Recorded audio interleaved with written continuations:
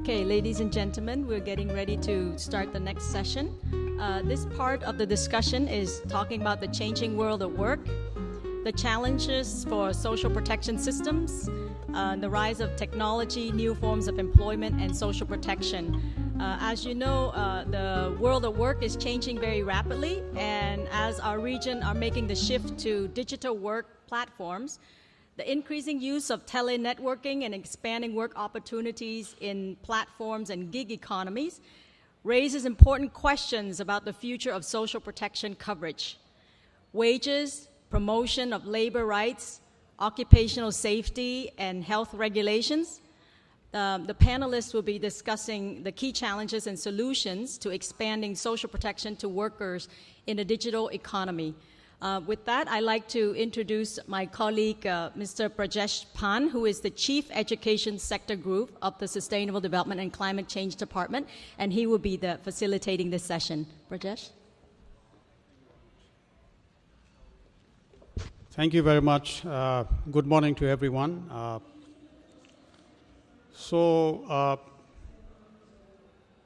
We've been talking a lot about future of jobs, skills, work, and the disruptions that technology is having in everyday life, but particularly on jobs and skills. If we look at technology, we can look at it from both angles, whether technology will create more jobs or destroy more jobs. I think we are taking a more optimistic look. If we go by history, we have seen more jobs created, but the situation may be slightly different now. We're now talking about thinking machines, but I leave that to the panel. As you know, if we look at 3 generations, grandparents were working in 1 or 2 organizations in their lifetime. Their children were switching jobs, maybe on average 6, 7 jobs. And now we're talking about people, youngsters, providing services concurrently to 5, 6 companies. So there's a huge difference, and then you add longevity to that, and more independent workers may be coming because of technology. So this topic is very important for all of us on how we ensure social security and also at the same time worker satisfaction, happiness in that process. So let me call upon the panelists, starting with Nuno.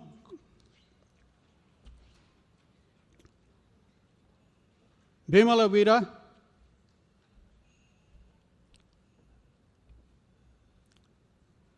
Annabella. Alexander. And Finco.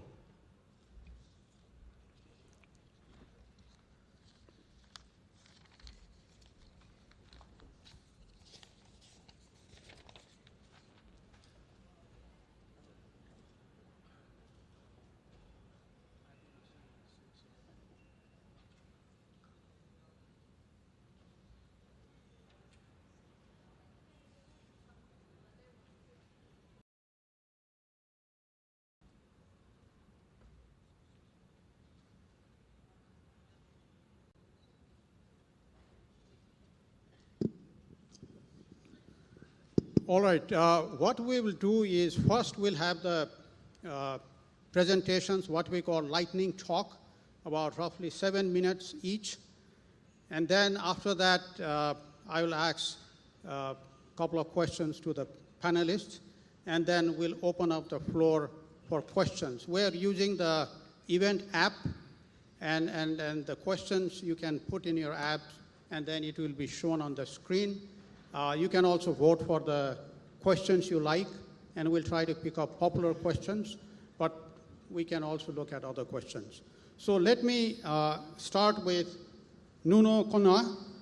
He is a senior technical specialist on social protection at the International Labour Organization. He is currently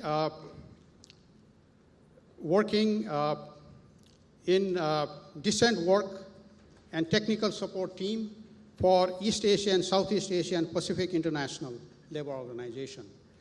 So let me invite you for your presentation, and then we'll take it from there.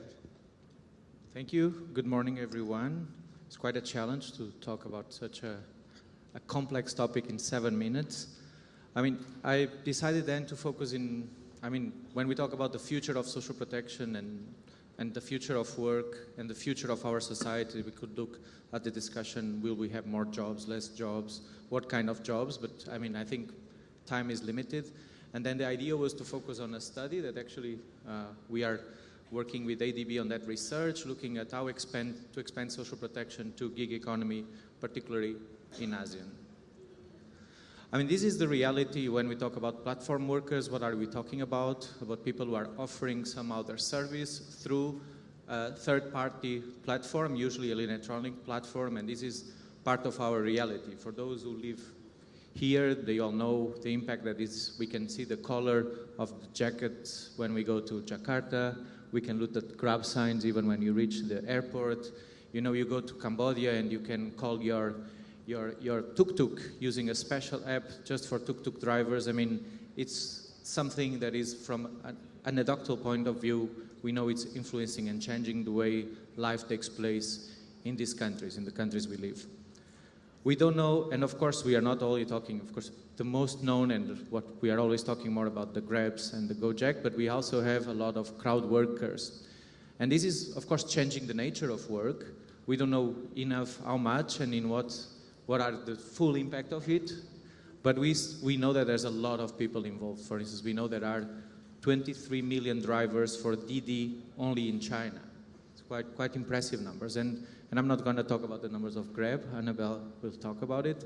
But this is something happening. There's new relations, for instance, in terms of crowd work. We have those who contract the services based maybe in the US and the worker in Philippines. And of course, you can immediately imagine how this disrupt the way social protection can be provided. I mean, the relation with the employer is one side, or those hiring the work, the person is doing the work in a completely different country, different regulations. How can we handle this? These are all new things, new challenges.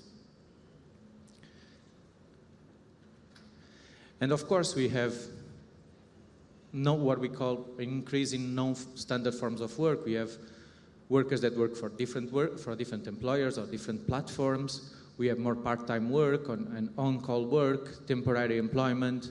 And we have also a reality that many times we don't know, is there an employer, is Grab an employer, or is actually only a third-party provider of a platform? There's a lot of discussion. Is a disguised relation of employment, and this is not defined. In the region, many countries don't even yet regulate the labor relations within these new forms of work. And there's a lot to be discussed.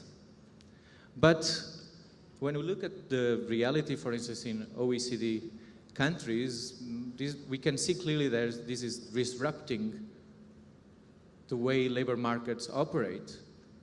But when we look at the reality in this region, we know that informal employment, or maybe the forms of work that I spoke earlier, part-time, on-call, multiple employers, this is already happening anyway. Then this was a big discussion we had in the research. Are we talking about something completely new, or are we talking about old wine in new bottles? And that's, I think, our conclusion is maybe we are between the two. There are elements that are already known, that are very similar. There are elements that are new. Are the systems ready to deal with this reality? I think the answer is clearly not. We are not ready. We were not able, and tomorrow I'll be talking in a panel about extension to the informal economy. I mean, that's a big challenge, the missing middle. We were not able to do that. Are we ready to deal with these new challenges? Then we are also not. We need to work on it. We need to think in new solutions. We need to move from a system that probably was designed thinking on an employer, long-term employer, and an employee. And this is new. The social security systems are not yet designed in most of the countries in this region to deal with this reality. Of course, new barriers, new challenges for institutions. I mean, they already had enough with all this informal sector. They have now new challenges. But we actually also concluded that maybe we have also new opportunities. One of the things that we discussed is about visibility. For instance, it's much more difficult. We always see the example. I don't know how many of you know the motor taxi drivers in Bangkok in every corner of every street. It's very hard to know what is their level of income, how many hours they operate. But if they are operating using some electronic device and we can actually have access to information on income, this might be an opportunity to provide social protection. And we need to look, in my view, through the two lenses, one side of opportunities and the other side also the new barriers, the new challenges. But, oh, there's a mistake there, typo there, but we need also to know more. We don't know, like I said, we don't know if this driver, I mentioned million of drivers indeed in China, are they working, is their main job? Is this just to complement a job? Is it to complement a formal job, or is it to complement another informal job? Are they covered? I mean, crossing all this information, as this is a new reality, is not easy. We have been seeing this on the research we are doing. There are some more information available, but still a lot to be done, a lot understanding the details, and I think that's probably the next focus we need to have, understanding better to start together and jointly producing new solutions. But first we need to know better what is the context of these workers. We need more regulations. I mean, that was mentioned by Ms. Nishimoto before, but it's not only social protection. Social protection cannot handle and deal, for instance, with social protection if, for instance, Grab operations in a country are not regulated. If they are not regulated in terms of the Ministry of Transport or Commerce, or even in terms of labor relations, Social Security only comes in the end. I mean, how can we deal with situations that are not clear yet in other dimensions? And this is something has been a strong message we have been passing. We need to look at, we need really to push for more integration in terms of policies and more integration in terms of regulations and a holistic approach. I have now 15 seconds. I think we need to avoid separating the discussions. I mean, there are some elements that are new, but I think the big framework should be the extension of coverage and to those who are in informal employment, being informal employment because they drive a tuk-tuk or a motor taxi, or informal employment because they drive for Grab or for Gojek. I mean, we think it needs to be part of the big discussion. We should be careful with it. And then we need to have systems of social security that can adapt. I don't think we need to create new schemes. I mean, that's not my point. It's not about creating new schemes for Grab drivers or for Didi drivers but we need to instead thinking that the systems that we have today, they need to be adapted. We're going to speak tomorrow on the panel on informal economy.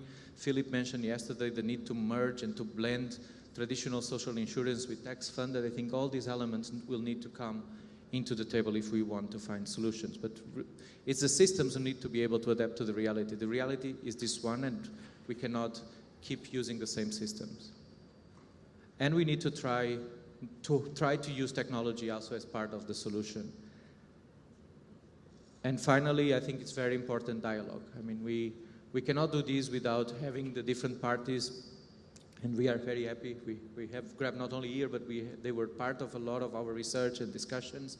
But we need the workers, we need organization, we need to have their voices on the table. We have, for instance, tuk-tuk drivers in our discussion from Cambodia. Social dialogue is key, once again, to find and to design solutions that can work. And yeah, this is, I think, the last slide. Sorry for taking 1.5 minutes more. Thank you very much. Indeed, the whole thing is evolving so fast, and as you have pointed out, the readiness may take time, but I think it also, I agree that it requires a lot of understanding, looking at patterns and what is working, what is not working, and collaborative effort among different parties. So that's very important, and we'll get back to that. Now, after hearing from ILO, now we move to the government perspective. This is a very diverse group, so I like it very much, from government, from international organization, from actual Grab. So we'll have plenty to discuss. So next speaker, Mr. Bimala Weera from Sri Lanka. He is the Commissioner General of Labor, Department of Labor, Sri Lanka. and his passion is to make sure that everyone after retirement gets decent package. So let's hear from him. Okay, thank you very much.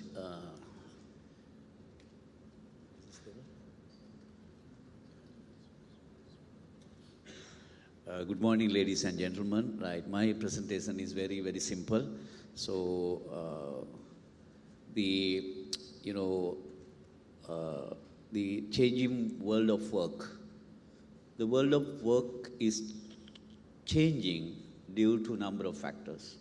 Technological advancement, changing structure of the business, climate change, shifting, the demographic shift. So there may be a number of reasons, which is, the world of work is changing due to a number of factors. But we will discuss here the technological advancement, what kind of changes, right, we can see in the future in the world of work as a result of use of new technology, the artificial intelligence, the robotic and innovations, structural changes in the business. In our part of the world, because now we are in the fourth industrial generation. So in the history, if you look at, the jobs have been created, right? So number of jobs, the employment has increased in total. So my opinion or my observation is, yes, the new technology, artificial intelligence, this robotic and everything will create new jobs. On the other hand, some people will lose their job. But in total, the number of jobs that will be, the number of jobs that will be created definitely will increase. But there are people affected by this change. So then, as far as the changes in the labor market is concerned, we have opportunities. Due to technological advancement, we can improve health and safety conditions, right? And enhance quality of education using technology. And also improve the service delivery. For example, cash transfer for people, right, can be done through using, the ICT technology. So these are some of the opportunities that we have, right, with these changes. On the other hand, what are the challenges? We have, now, at present in our part of the world, for example, in Sri Lanka, our informal economy is 60%, around 60. So India and Pakistan may be higher than that. So still, we have people that, who are not covered by any type of social protection in the country. Then, as a result of these technological changes, like the gentleman, the previous speaker mentioned, the platform economy, Uber, right, and Pick Me, like, other types of service delivery. So these people, they are not organized. Therefore, there is a role for the trade union, right, to organize these people and deal with the appropriate agencies in order to, get some kind of social assistance or social programs. So organizing people in this context is very important. So what are the challenges that we are facing right now? The lack of coverage, large informal sector, platform workers, non-standard contracts, self-employment. These people are not covered by the labor law, right? In my country, for example, if there is no employer-employee relationship, Such people are not covered by the labor law. But we do have universal health and universal education system in the country. But, the social, horizontal dimension in terms of social protection is good. But when it comes to the vertical dimension, there is a problem. Because everyone is not getting pension. Around 3.5 million of the country, 3.5 million workers. Our total working population is around 8.2 million, of which 3.5 of them are in the informal, not informal, I would say like vulnerable employment, on-account workers plus contributory family members. These people are not covered by any social security, the old age social security system in the country. So therefore, we do have, still we are having, we are facing the challenges. The new challenges are coming, right? We have to face new challenges as well. So how do we overcome these challenges? We need to have a good or rapid assessment in relation to the existing social protection system in our country. So we need to have data. Without having data, we can't do much. So therefore, with these changes, the platform economy, gig economy, how many people are engaging in these sectors? We need to have statistics. And then only we can think about, what kind of social protection scheme that we can create, or existing social protection system, whether it could be extended for these people or not, we can think about if we have data. So we need to have clear data. And we need to merging of multiple schemes as appropriate. Now, sometimes I feel that in my country, one person are supported by many schemes. Right? One member is getting, the multiple benefits.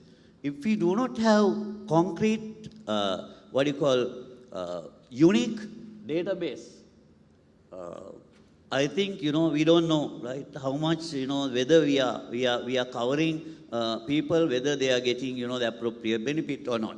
So establish new social protection schemes, insurance schemes.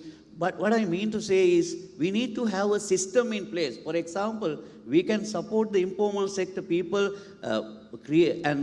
by creating an enabling environment for them to start their business and improve their business, then they can contribute to the social security system if a system is in place. If there is no system, so they cannot even, contribute by them. So then, providing an enabling environment is also important. I'm emphasizing that we need to have a central database, and also we need to assess the existing social protection systems in the country, and also assess how many people will be adding as the informal workers or workers, those who are not covered by the existing social protection system. So thank you very much. I think I'm on the time. Thank you very much. This government perspective is very important, and you also acknowledge that new forms of employment, jobs, are not necessarily covered by existing rules and regulations. So you are reinforcing what Nuno was saying, better understanding with data to figure out where they are and what kind of common approaches will be useful. Now, we heard a lot about platform economy, Uber type. Now let's hear from Annabella Ning, who comes from Grab, Singapore experience, and how things are working in that system. Can we have the presentation brought up? Thank you. Yeah, so thank you for the invitation for Grab to be here. And actually, we're really glad that the ADB has considered an industry perspective in this topic. And I hope through my sharing, everyone else here, whether you're from the government or an international organization, gets a sense of what is the role that private sectors, including platform economy companies like Grab, can play a role in helping to address this problem, because it is something that affects us as well, given the number of partners that we have on our platform who are engaged in this type of work. So firstly, just a quick introduction of Grab. We are a Southeast Asian-based technology platform. We are currently present in 339 cities across 8 countries in Southeast Asia.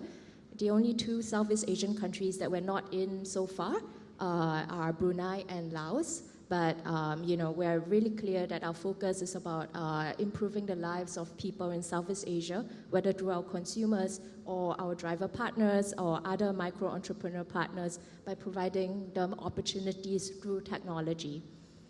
So if we look at the numbers in terms of people on our platform engaged in informal or formal type of work, what you call gig economy work, this doesn't just include drivers, although we started as a ride-hailing platform, but increasingly, because Grab is now into other services like food and grocery delivery, this also includes delivery partners. And another increasingly important part of our ecosystem are also merchants. And these range from big chain stores all the way to small micro entrepreneurs. For instance, everyday folk in Indonesia who are using our platform now to start a home catering business. They engage in our platform both by using us for delivery and outreach to customers, as well as using us for cashless payment methods. For instance, we have QR code-enabled mobile payments. And for a lot of these micro-entrepreneurs, it's a much lower cost way to go cashless compared to the traditional POS systems.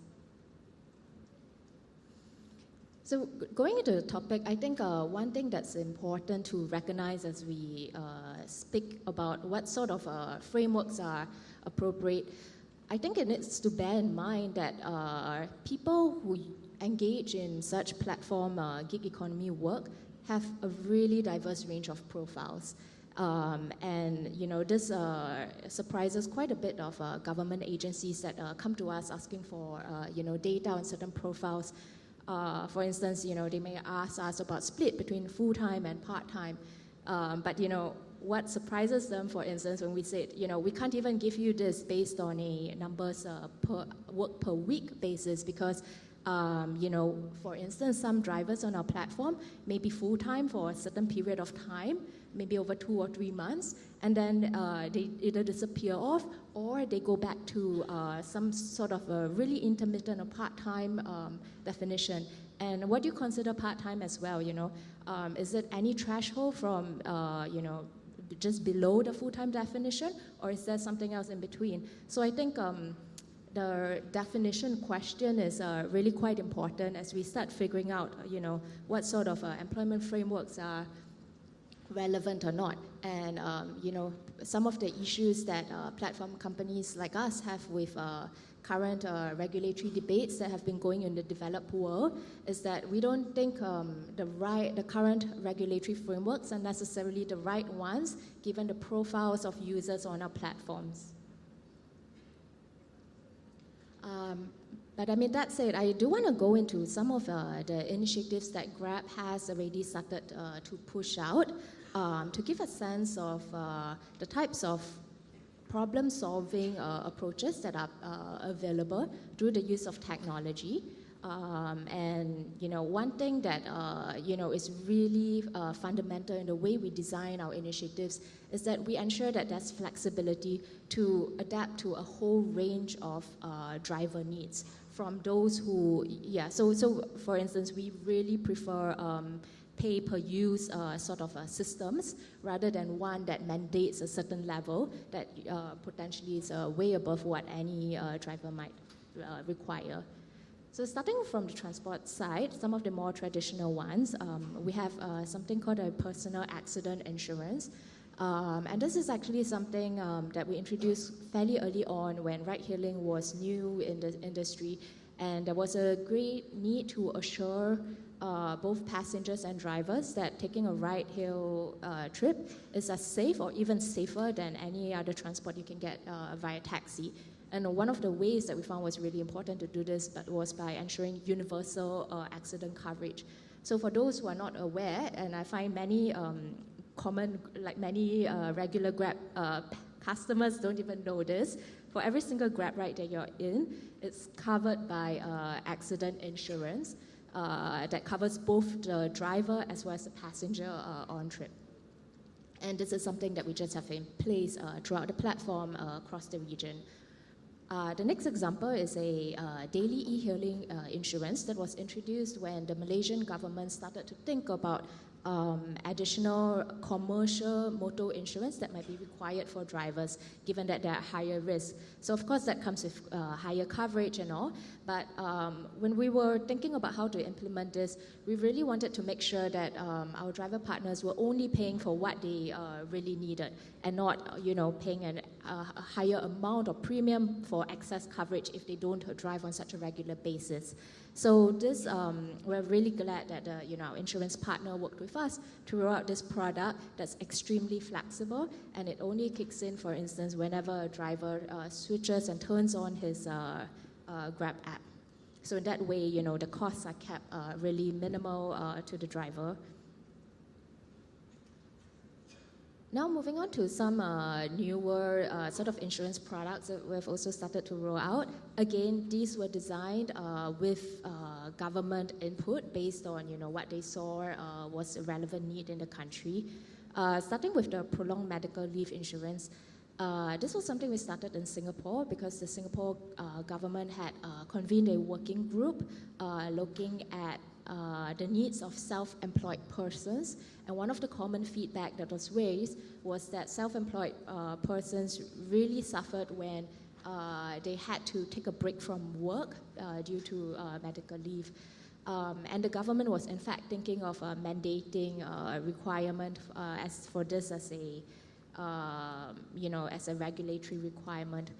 But when we started discussing with insurance partners, we realized that there was potentially a market for this because insurance partners saw this as a way to get into this market. And together, again, with another insurance partner, we designed a product where our drivers are covered by medical insurance, where if they have to stop driving for a certain period of time because of medical reasons.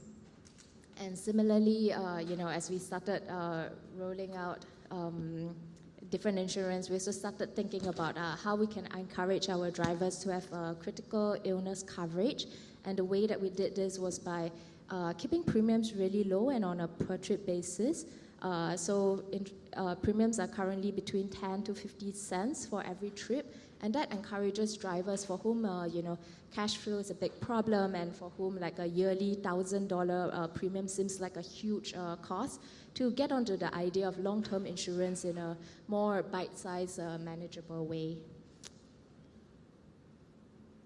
So I think we will, just to add that, Grab also has a whole range of other benefits that we roll out to our partners. I won't go into them in detail as time is running out, but I think the point is that platform companies also, do see it in their interest to be working with governments as well as, the very people that we engage on our platform, to think about how we can work together in a way that has win-win outcomes for every group.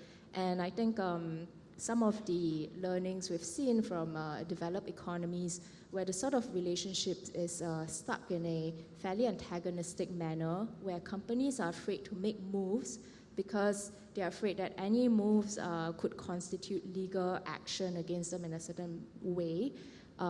We don't find that a very useful or productive model of engagement because you just get stuck in fighting legal positions rather than problem solving about what is the issue you want to tackle. So I'll leave it at that, and we can have more questions later during the Q&A. Thank you very much. I know it's very difficult to stay within 7 minutes, I realize, but there's so much to discuss. But I think what you are showing is the flexibility is very important and how that is linked to what kind of support may be available.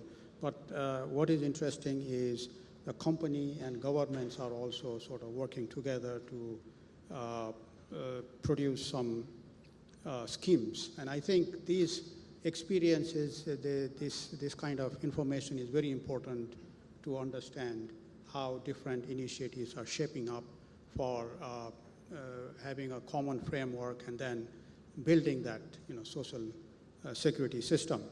So now from the company we move to OECD, Alexander Kolev. He is head of social cohesion unit at OECD Development Center. He has experience with UNICEF. He is an economist, started as research economist with UNICEF, and then he was with ILO. He was a young professional with World Bank in different positions before moving to the current or to the OECD. So, Alexander. Good morning, everybody, and thanks again, to the organizers for inviting the OECD. So my objective in this panel discussion is, to share with you some, key takeaways from our engagement at the OECD Development Center on universal social protection, focusing in particular on the challenge of expanding social protection in the digital economy. Let me start maybe by, just recalling a few facts. About the digital economy. So, as you know, the digital economy is often seen by governments as an engine for development, and we see countries in Asia, like Malaysia and Philippines, that are increasingly looking at the digital economy as a way to provide job opportunities beyond traditional local labor markets.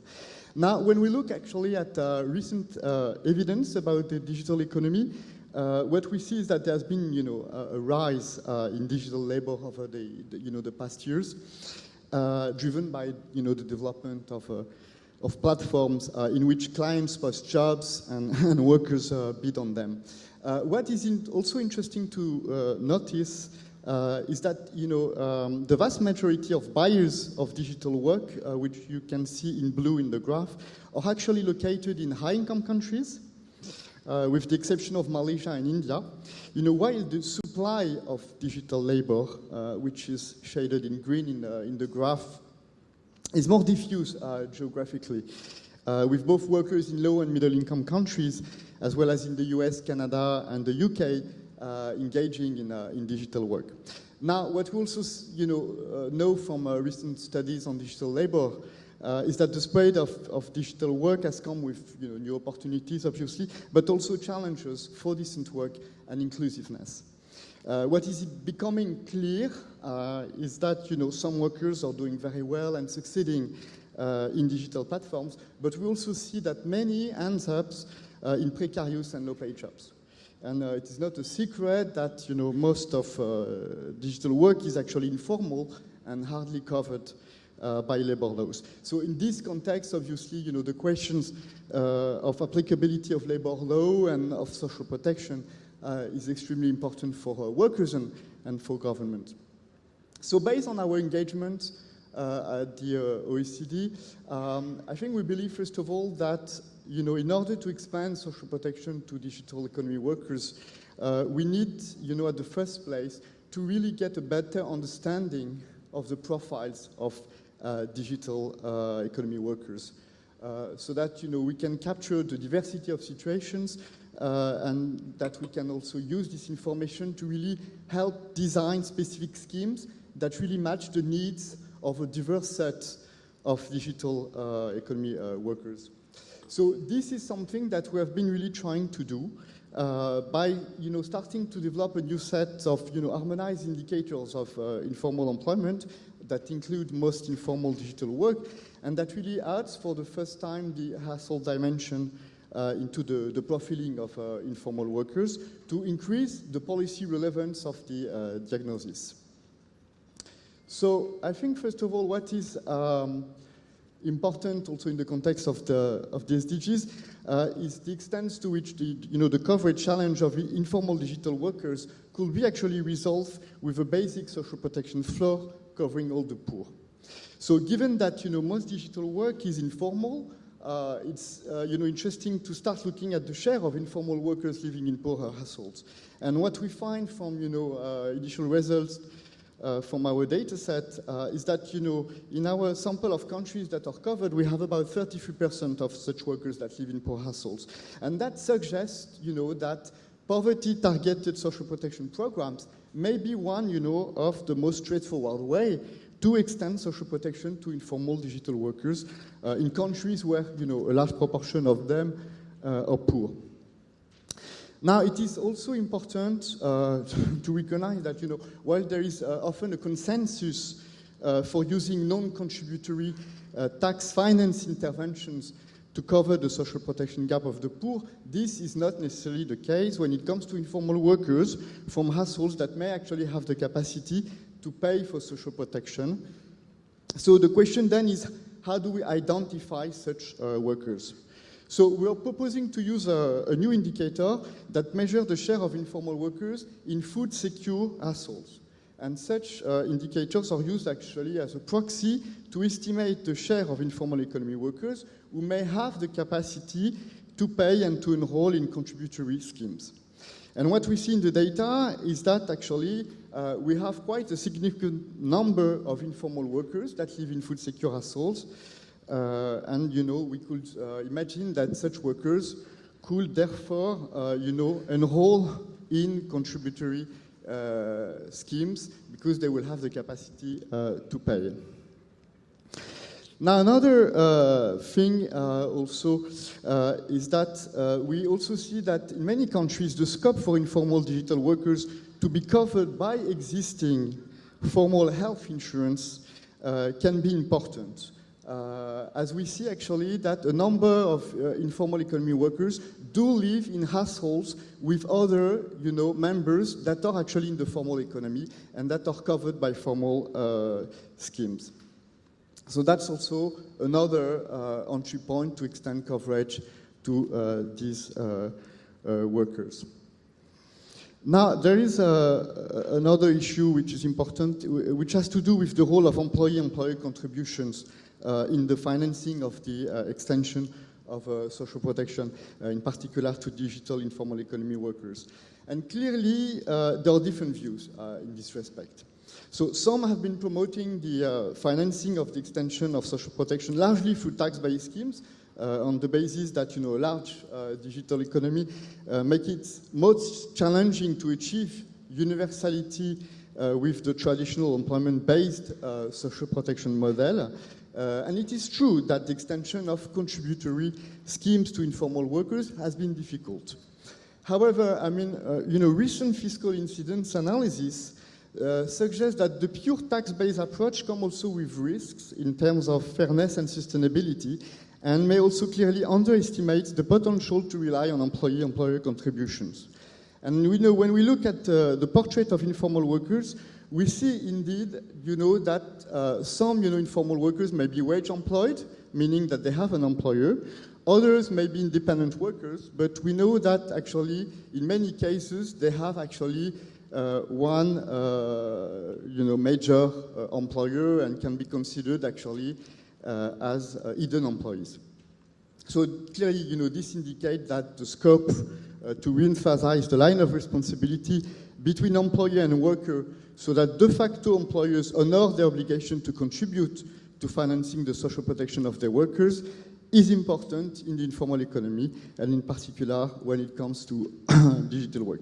So to conclude briefly, it seems that the spread of digital work comes with a high level of vulnerability that may still be underestimated by policymakers.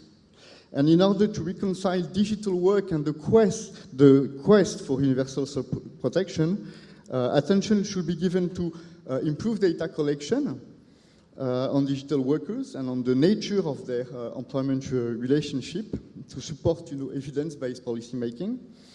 Second, to support the extension of tax-based social protection for the poor.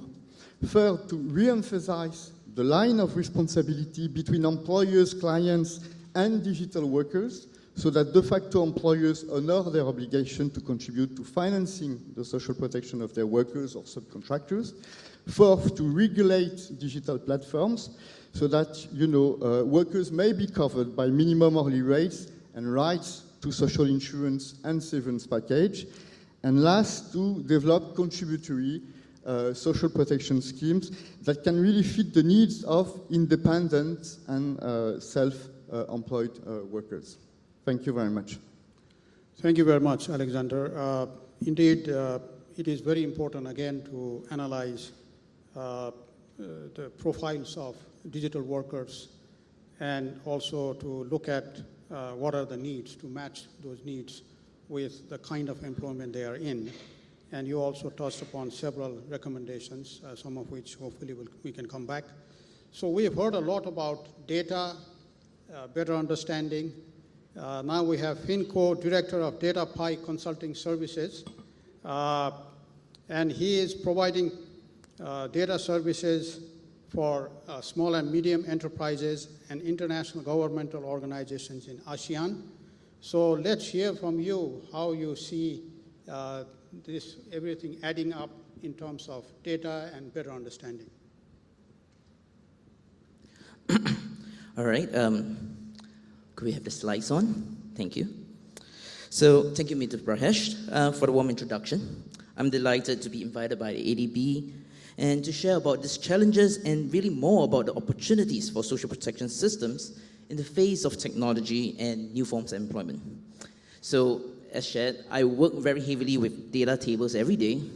So I would like to spare everyone in this room from looking at more charts and tables, but fill the presentation with pictures. This also means that you would have to pay attention to me for the next 6.5 minutes, because otherwise the pictures are not going to have much of a context. So to start, I will share with you a personal story. So this is where you'll find me every Friday. I'll be having drinks with my childhood friends, and this is an activity that my mother doesn't really like it at all. She's a kind of a health freak, and she always thinks that I will come home late, smelling of alcohol, and alcohol is bad for the liver, which is true. So she will text me at 10, 11 p.m. asking me if I'm on my way home. What's my answer? Well, 5 more minutes, I'm on my way home. And of course, that's never true. I'll be home 2 hours later, and it'll come out with very lame excuses like, the traffic was really bad, I couldn't get a taxi, I missed the last bus.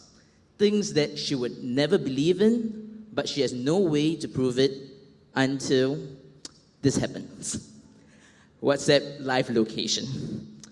So I'm kind of in trouble now because I couldn't tell my mom I'm on my way home if my live location is at the pub down the street.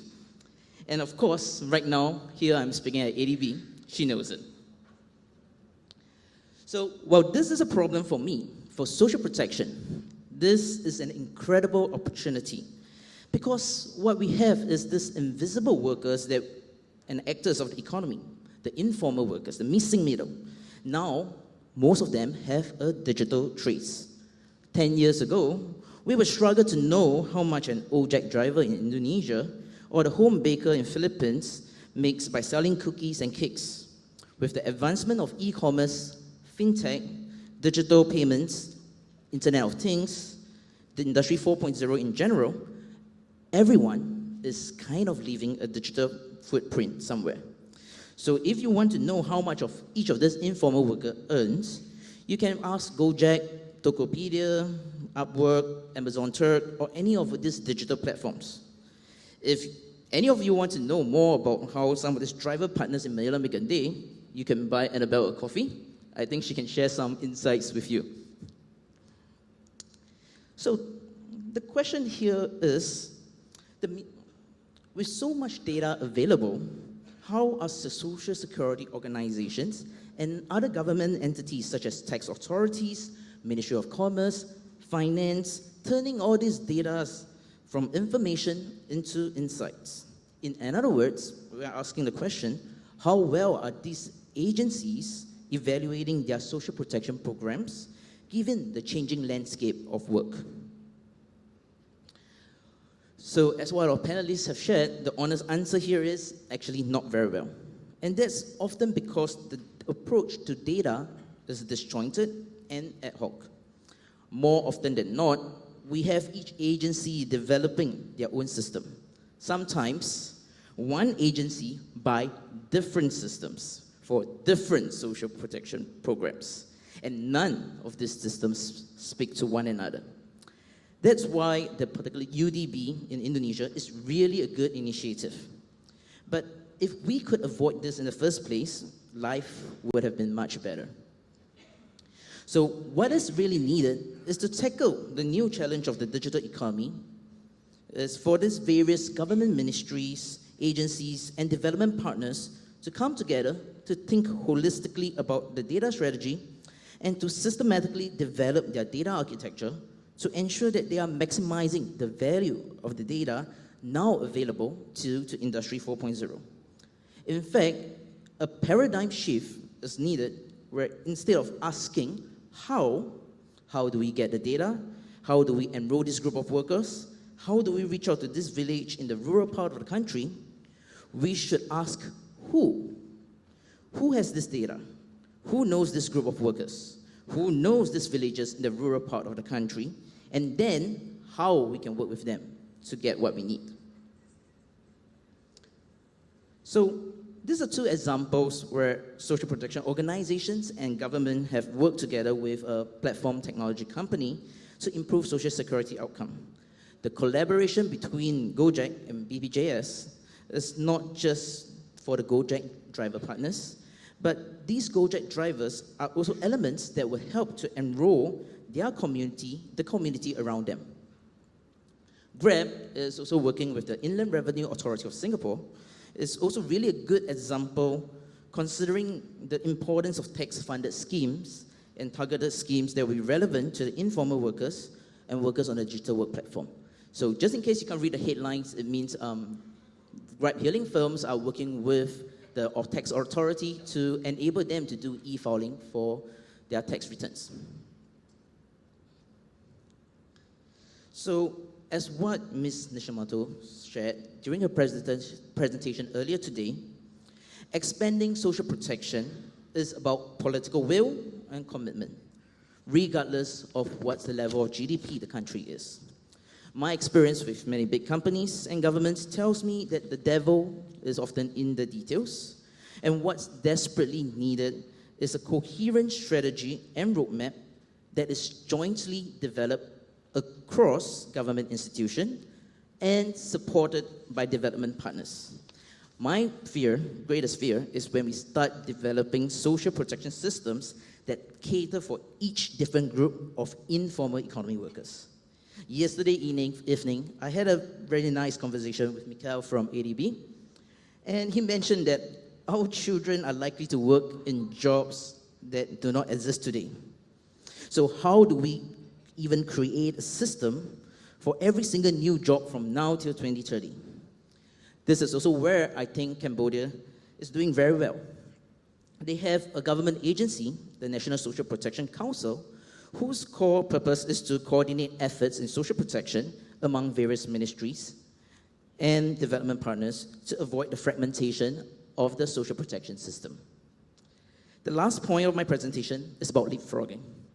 I'm happy that Dr. Vivi spoke about the moonshot, because I think that's the opportunity many developing countries here in Asia have. I recall an organization I was advising who told me that they are digitalizing because they are starting to scan documents and forms they are processing. I was horrified, because that's not what we should be doing when we are thinking about leapfrogging in a world where the fast pace of change is the only constant. To leapfrog, the strategy should be addressing the mega trends and challenges that will happen in over the next 5 years and not the challenges of today. Come up with those solutions and then adapt those solutions to the realities of today. So to summarize, technology and new form of employment presents a unique opportunity for late starters to leapfrog and avoid the mistakes other developed countries made. Maybe that's why Timor-Leste social protection spending is higher than average.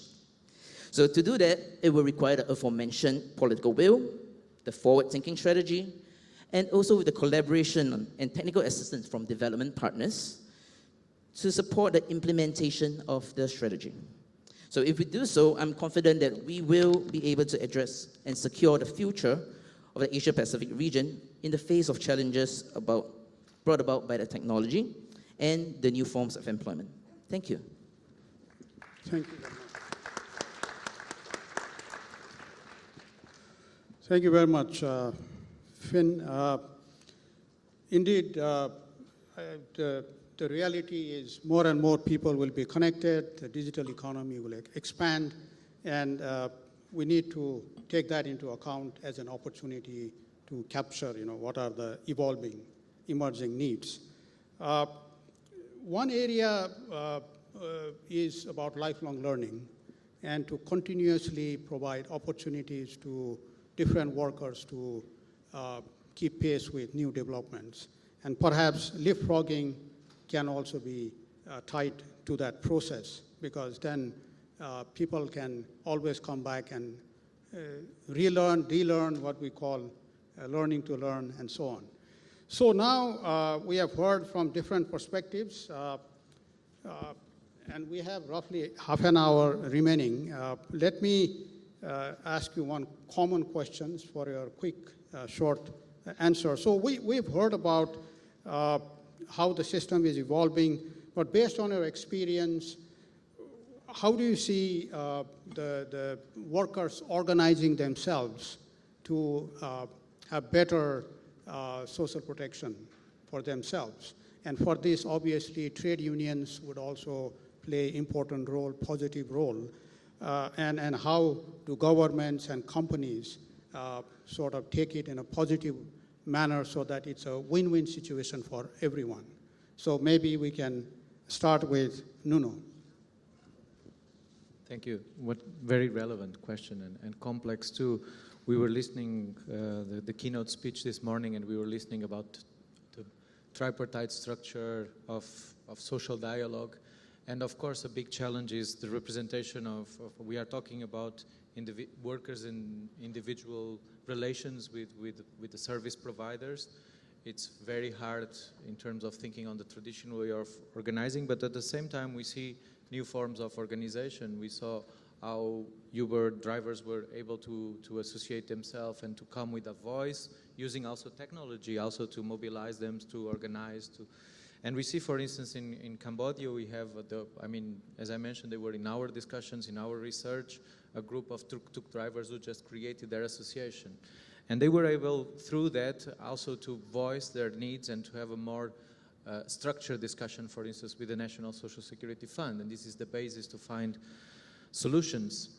And a good element also of that example is that trade unions in Cambodia also recognize, and they have a branch working more with the informal economy, and they recognize and accept these kind of associations as part of their own membership. And I think we need to think also a new way of organizing workers that we can take into account all this diversity.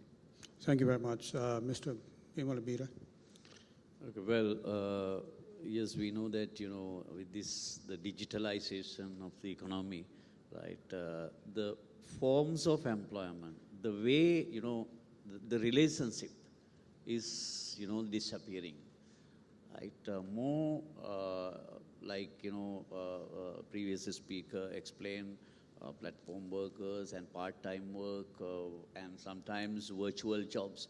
So then you can't see the employer-employee relationship. Then there is a question how, these people are covered by any kind of, the social protection system in the country. It is the responsibility of the government and also the trade union and the employers as well. It is the shared responsibility of everybody. From the government point of view, if the economy, the employment relationship is changing, we need to observe how it is happening. What kind of, jobs are being created in the economy. Whether part-time work is, the increasing. then whether these people are covered by the existing social protection system. We need to understand from the government point of view, maybe the Labor Department and other relevant agencies, they must analyze the labor market time to time, frequently. So gather information, and then we need to support. Sometimes some of the countries, we do have what you call social dialogue forums, social dialogue platforms. For example, in Sri Lanka, we are having the National Labour Advisory Council, which is tripartite apex body to discuss or deal with the labor-related matters. So every month we meet and discuss. So we need to stimulate, we need to encourage existing trade unions. Hey, look, this is the economy, right? The situation in the job market. So you need to organize these people, encouraging these, the trade unions to organize the informal sector workers is one way that, that we can help them. And then we need to create what you call a system, whether it's a contributory or non-contributory, right? We can create a structure where, the informal sector workers or, these marginalized workers can contribute themselves. The contributory system. What I mean to say is the system has to be, put in place. So this is how we can, the dialogue is more important. This is my, observation. Right? Thank you. Thank you. Thank you very much. I think the governments are now going to also look at how others are doing. But you are already, from GRAB perspective, you are already working with governments. And what is your sense of workers' willingness to also participate and contribute? Well, so there are many channels through which, we both work with government to get their feedback, as well as work with our drivers or different groups to get their feedback. And there are many channels to do it, digitally, whether through surveys or organizing focus groups, or, we also have regular driver engagement sessions, and we also see these as feedback sessions. But I think what's important as we think about gathering feedback and organizing around interests is that we should be careful about selecting or taking the interests of a certain group as representative of the whole group, because often those who are motivated enough to take action and mobilize around serious follow-up actions may have valid concerns, certainly, but are they only a small vocal minority, or or rather what they are voicing also, are they truly representative about the needs of others? And I think I would say that for governments, often when they are prompted to take action because of political pressures, it's usually due to a certain group, and if they don't seek a wider sense of consultation from the larger pool of workers, it's easy to misconstrue that as a problem that is representative of the whole. Thank you very much. I think there will be tendency to look at successful companies, successful approaches to first involve them in this process. But Alexander, you were talking about using tax-based approach and then complementing. So what is your response? No, I guess it's extremely important to, to ensure that workers in the digital economy have a voice, so that they can express their concerns and lobby for positive changes. And we've seen that actually when we look at the way also workers in the informal economy have been able to get together. I mean, this is, I think, gives hope in terms of the possibility for different groups in society to get together and to influence decision-making processes, and we've seen that, so that's positive. Of course, it's a challenge for digital workers because they are isolated. They work from home, or but they don't have a sort of well-identified workplace where they can discuss with colleagues, etc. But this, I think, is the case for many types of informal workers, and we've seen this possibility to get together, especially now with new technologies and social media. There is really hope there. I guess also just looking beyond just the workers themselves. if we think about consumers associations and users of services, they also have an important role to play. In OECD countries, for example, there is rising awareness about the conditions of work in the gig economy, and more, we see, consumer associations, civil society organizations that really are really trying to, make their voice heard and take over, the voices of workers that may have difficulty to get heard. Thank you very much. While we move to the last speaker, I think, I hope all of you are ready for questions in your app, which will be shown briefly. So, Finco. Yes, so I think there's an important point would be we have to keep remembering that technology is an enabler. And in the same way it presents challenges, it can enable people, it can enable workers. So I think in many cases, you've seen drivers organizing themselves on Facebook as a platform. I've even seen groups of domestic workers organizing themselves on social media, on Facebook platforms. And these are ways and channels for the government to engage them more widely and more intensively so that you can hear and understand what are their concerns. I think also at this point, and it's important to say that the governments should also look back into their own labor code and think if the current legal code regulations and how it's been written is actually applicable to this new world. We have talked about in the panel about part-time, what is part-time, what is full-time. I mean, this lines between part-time work, full-time work is going to get increasingly blurred. So it's about time where government consider to look at this regulation and see if they want to tackle these definitions differently. Thank you very much. Now I'd like to, yeah. So we can project the questions.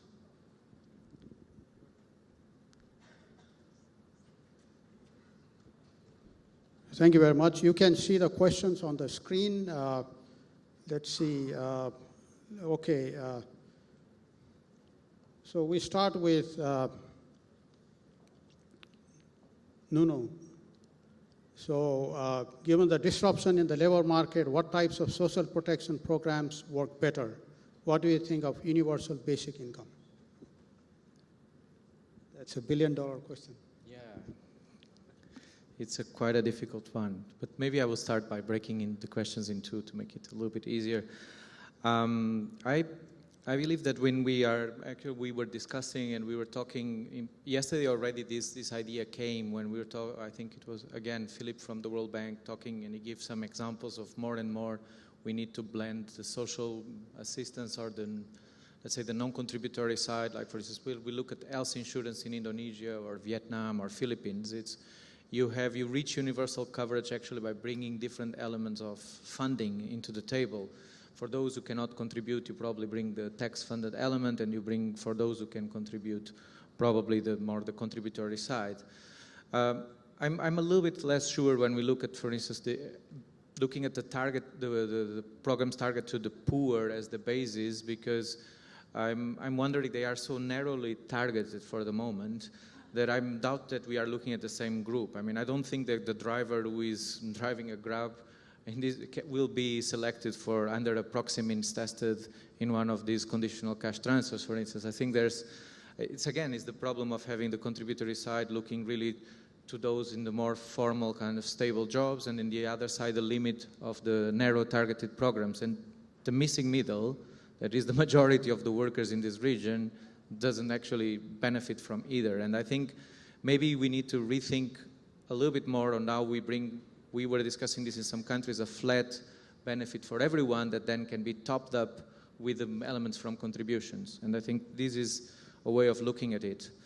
As you see, I'm running away from the universal basic question. My first reaction, I don't know what we are talking about.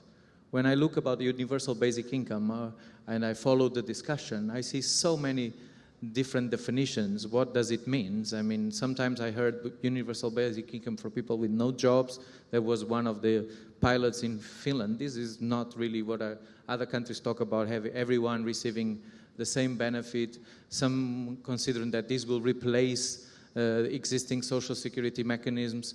Some say that the funding will come from the existing social programs. I mean, it's very hard to take a position in something that in a debate like this in 2 minutes of something that is so complex and there's no one single definition of what it means. Personally, I have a little bit of concerns. I think when we look at social protection, we look at different contingencies, different needs. I think someone who have a working accident and is not able to work, it's probably slightly different from someone who has no health problems and can work. I think it's a very complex discussion, but a little bit, I don't think that will probably be in my view, it's not the solution to all the problems. It's probably something interesting to look at. Some elements of the proposals might be very interesting to consider in a broader framework, in a more complex framework, but I think it will not be my first answer to the problems of lack of coverage. Thank you very much. Alexander, you want to respond to this question a little bit from tax perspective, because you are also, in a sense, finding resources to prepare people to have better earning, get into better employment, isn't it?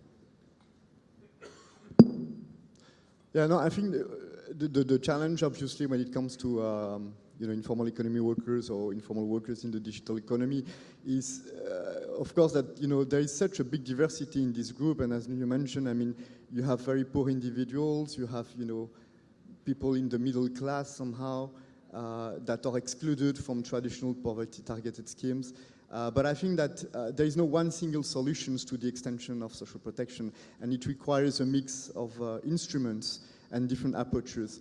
I think the point that is clear is that we see globally that there's a strong consensus to use tax-based schemes, especially for low-income households. Okay, the consensus is not that strong when it comes to the middle class or higher income households. So it might be desirable or not, but I'm just saying that we need also to take into account also what people also want to do, and what taxpayers are willing to do at the end.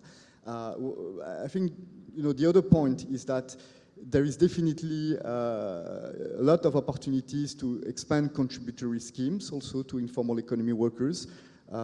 Some of them may have the capacity to pay, and I see that what we have seen from recent experience is that actually a number of governments have been trying to put in place voluntary contributory schemes to attract informal economy workers that may have some capacity to pay. Okay, I think that's a very interesting way of looking at it. Now, there is also the need probably also to think about enforcing compulsory contributory schemes for specific categories of workers, and we have seen recent successful experience in this respect, although with some challenges. But if you think about, for example, the extension of social insurance for the self-employed or for domestic workers that are compulsory schemes, and that shows that when there is strong political will to enforce things, it can work. But again, let's be very careful, recognizing that there is such a diversity in the informal economy that you need to take into account that diversity. Thank you. Can we move the questions? Can we go up or scroll down? There is a question for Grab. Where did that go? Okay. So, any efforts from Grab to create dialogue with other countries to implement Singaporean model of health and unemployment insurance for their partners? So at Grab, our approach is to work with national governments on any ideas or initiatives that are of interest to them. And usually when we begin a conversation with a national government agency, it begins with what are existing systems and initiatives in place, and then we can propose suggestions based on what we've seen in other countries, or things that we've rolled out in one market and we think is a potential solution. But certainly we're very open to. It's just whether the national country is usually already set up with right processes, capacity and understanding to be implementing similar systems, like for instance those in Singapore. Thank you. So the next question is a bit broad one. So in extending social protection coverage to informal economy, where much of their activities is not taxed, how can we broaden the tax base in informal economy to provide social protection programs? So who wants to respond to that? Finn? So I think this is in also very relation that you hear from Grab, that most of these companies or these digital platforms are welcome and would like to work within the regulatory systems. I think from their experience, they have looked at how Uber did not work so much with the regulators in Asia, Southeast Asia, and suffered. They have seen how Grab been actively engaging regulators and have thrived. And there are also other platforms such as the Airbnb, who's playing catch up, realizing that they really need to start engagement before their environment becomes not ideal for their business. So in general, it's really take the initiative from the government, from the Ministry of Taxations, Commerce, so actually work with all these platforms, with the gig economy platforms, talk to them, understand who are the members within their, on their platform, who are the members they are looking at, and understanding their needs and trying to get them on board into a system that is catered for them. So I think that is, and to actually expand the tax base, because the brilliant part about any digital platform is they know exactly how much business or how much revenue is being made by every single one. Thank you. Anybody else wants to? Okay, please. Maybe on this issue of taxation of informal economy workers, I think it's important also to recognize that they do pay taxes, actually. They do often pay VAT. They often pay municipal taxes. And if you think about informal economy workers in the subcontracting industry, they contribute to the production of big companies that at the end is being taxed. So I think that somehow, it's important also to recognize these tax efforts by informal economy workers. Of course, they do not pay personal tax or profit taxes when it comes to micro enterprises, but they still pay some taxes, and I think it's important to recognize that, because that's a way to recognize their efforts to society, and also then therefore to justify the use of tax-based programs to support the extension of social protection to informal economy workers. Thank you. I think that's a very important point. Nuno, you want to go back to the Grab model, right? Yeah, it's about, I think somehow it was answered, but I just wanted to give the example of the discussion we had in Thailand with your colleague Lin when we started. And basically they were approaching the ILO as, so, okay, you have social protection experts, we want to cover better our drivers, we want to start this scheme, and a little bit, what I want to call the attention is that countries are very different. In Singapore, you have one way of looking into health insurance that is very different from, for instance, Thailand. When we were approached, our suggestion was immediately, the way I think we should go is to have a dialogue with the Social Security Office, and that was what happened, and I was very happy some months later to see that actually right now the Grab drivers are paying to the National Health Insurance Scheme managed by the Social Security Office, and I think I could understand that element of paying Social Security contributions was from Thailand, the symbol that you had there. I think we need to be careful about not building new schemes, but instead trying to look and find solutions within the national existing schemes, because we don't want to promote more fragmentation on something that we already know that is quite fragmented. And that was just my quick contribution to this question too. I think that's very important, to have a framework that keeps on, maybe adjusted, but not necessarily having too many different schemes. There is a question regarding when the OECD mentions about data collection on digital workers, what kind of data do we need to collect? I think it's not only to you, but others also, if you want to chip in. But Nuno, you want to talk about what kind of data you're talking about? Yeah, when what the big challenges we faced when we did when we compiled, start looking at this research was actually what we were mentioning earlier is, do we know actually the income? Because Finn said, oh, you can ask Grab, I can tell you it's not so easy to get data from institutions. I mean, we were working with Didi in China, but then when you really want to have all the information, I mean, you know, information is actually is part of the business, is part of, I mean, it's not that everyone is willing to share all the data, and it's, we don't know we can come, we need to understand better the patterns of work, how many hours. We need to know also what they do. I mean, it's not only having the data from, for instance, Grab, but we need to know from, for instance, from a labor survey to cross this information with other sources of information that are available to understand what are the other sources of income, if they are covered or not by other systems. And this is not yet, the labor force surveys in most of the countries, they are not ready yet to capture this information. It's actually even difficult to see what was the role. We talk about there's much more people working in the gig economy, but is this really leading to more informality? It's still very difficult when we look to the for instance, labor or household surveys to capture this picture. I think we need to dig much more in terms of information, and of course the collaboration with with institutions like Grab will be essential, but more needs to be put in place in terms of national surveys to understand better the situation. Bimala Bira, you want to also, from your government perspective, what kind of data are you looking at? Actually, you know,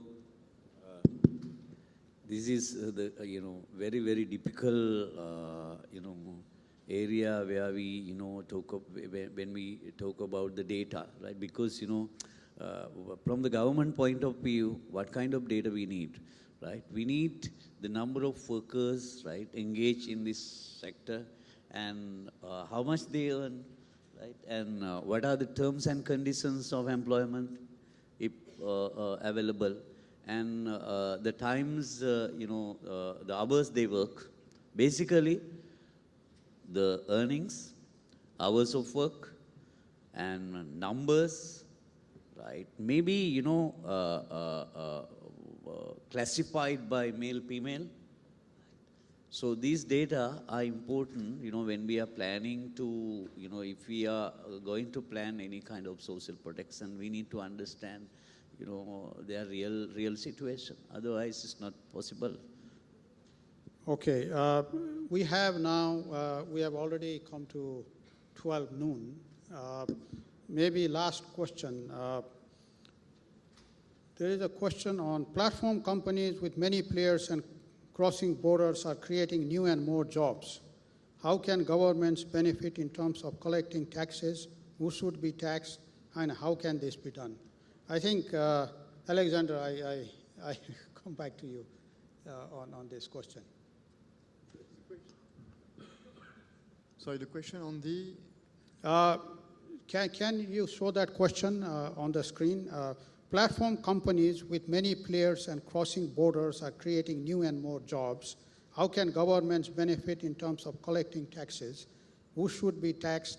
And how can this be done? I think you responded partially. Yeah, I think it's also connected to the question about how to regulate platform. I think this is really a challenge, and it's many governments are thinking about the way they could develop an approach that can encourage the development of digital labor while at the same time ensuring that this type of work is decent.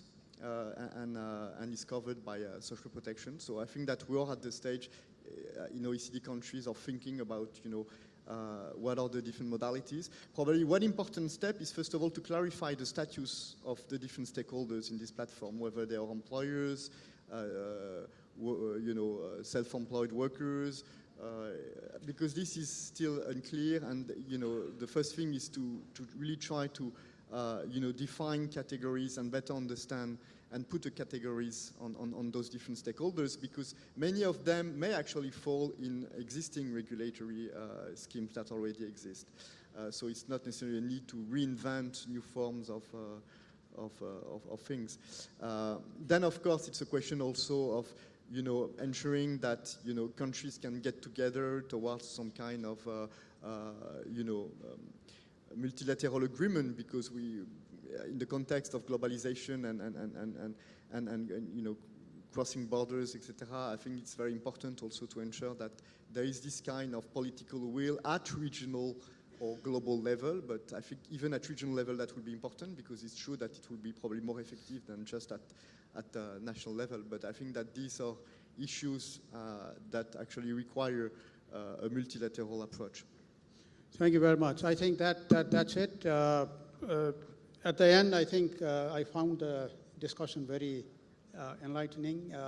We can continue on. There are so many questions, unanswered questions. But I think what we learned from this session is that this thing is evolving very fast. We need to be better organized, look at the patterns. But I think it is important to identify, classify workers and target those who are most vulnerable so that the governments can target those. And also companies can also help accordingly. And we should not sort of proliferate new things. Rather, we begin to use a framework where we can see if there are already existing regulations, we try to put things under that. If not, I think we can use the data to inform and learn from good practices. I see a lot already happening, and let's hope we can continue to build on this. So thank you very much. Let's give a round of big applause to our speakers. And thank you for your active participation. Thank you very much. Thank you, Prajesh, and the panel for really stimulating discussion.